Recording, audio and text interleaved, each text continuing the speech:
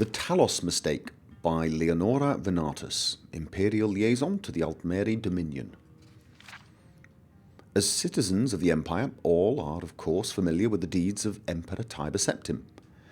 But it is the Emperor's ascent to godhood as Talos that is the subject of this work. Until Tiber Septim's death, there had been but 8 divines: Akatosh, Dibella, Arche, Zenithar, Stendar, Mara, Kinnereth, and Julianos. These gods were and are worshipped throughout the Empire. And while some have different names in the varying provinces, for example, Akatosh is known as Auriel to the Aldmer, and Arche is often known as Arche. Unsure as to the difference there. All are recognised and revered by all races and cultures of Tamriel. But when Tiber Septim passed to Aetherius, there came to be a 9th divine, Talos, also called Ismir, the dragon of the north. The man who was so loved in life became worshipped in death.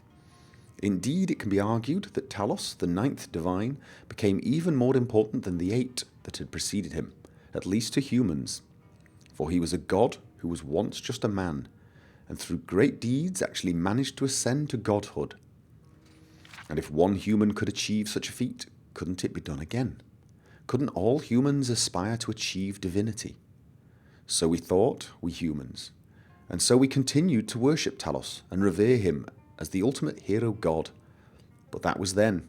This is now, and now we know the truth. We were wrong.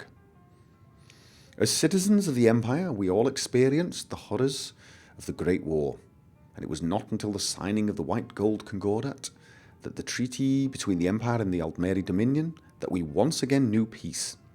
One of the most important stipulations of that treaty, as every imperial citizen is well aware, is that Talos can no longer be worshipped as a god.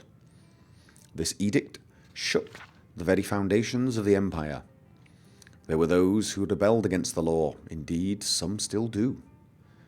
But the citizens of the Empire must know this. The Emperor did not agree to outlaw the worship of Talos because it was demanded by the Thalmor, the ruling body of the Altmeri Dominion. The Emperor agreed to outlaw the worship of Talos because it was the right thing to do. Today, the Emperor, and indeed the Empire itself, recognizes that allowing the worship of Talos was a mistake. For by doing so, by allowing the worship of Talos as a divine, the Empire actually did its people a great disservice. For this only succeeded in weakening the memory of the man, Tiber Septim, and his many extraordinary, though mortal, deeds, and pushing people away from the 8 divines, the true gods, who do deserve our love and reverence. And so the Empire admits it was wrong. The Talos mistake will not be repeated.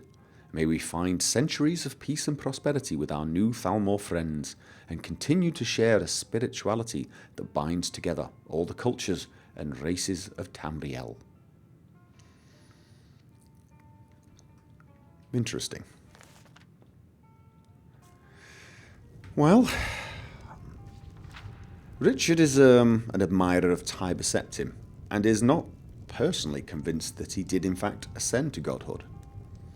However, he completely disagrees with the idea that a group can demand another group stop worshipping who they decide is a god. That is up to them, he believes, even though he himself is definitely more a worshipper of Tiber Septim. So this book seems to be a bit of a... well, let's face it, it's a propaganda leaflet for the Altmeri Dominion. Plain and simple.